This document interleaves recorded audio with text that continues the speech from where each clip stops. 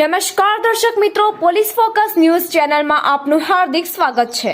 હવે એક નજર આજના મુખ્ય સમાચાર પર।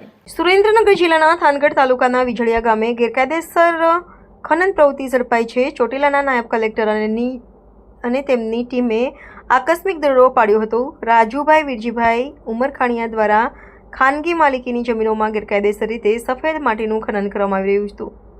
સ્થળ પરથી 2 ડમ્પર, 2 હિટાચી મશીન, 2 હિટાચી લઈ જવા પાટલા જપ્ત કરવામાં આવે છે। ઉપરાંત 1 લાઇટ પંખો, 40 ફૂટ પીવીસી પાઇપ, 1 સબમર્સિબલ પંપ અને 7 મોબાઈલ મળી આવ્યા છે।